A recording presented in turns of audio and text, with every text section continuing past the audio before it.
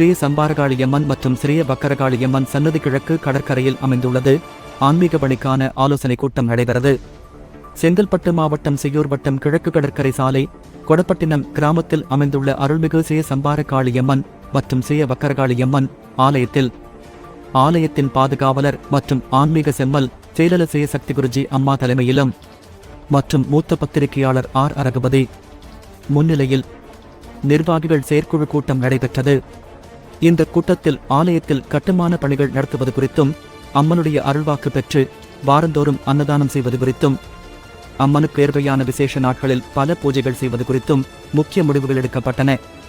இந்த கூட்டத்தில் உலகைந்து திருக்கோவில்கள் அமைப்பின் நிறுவனரும் ஆன்மீக செம்மல் வாழ்நாள் சாதனையாளர், உலகைந்து திருக்கோவில்கள் அமைப்பின் நிறுவனத் தலைவர் டாக்டர் என்.சி. சீனிவாசன்ஜி சிறப்பு அழைப்பாளராக கலந்து கொண்டார். பின்னர் மாநில ஆன்மீக பிரிவு துணைத் தலைவர் தியூர் செய்தர், திருப்போரூர் ஒன்றிய தலைவர் மணிகண்டன், திருப்போரூர் ஒன்றிய செயலாளர் சின்னராசு, செங்கல்பட்டு மாவட்ட ஆன்மீக பிரிவு துணைச் செயலாளர் குமரேசன், ஆன்மீக பிரிவு நிர்வாகிகள் கோடூர் பாபு, சேதுராமன், கிருஷ்ணகுமார், நிஷாந்த் என பலர் கலந்து கொண்டனர்.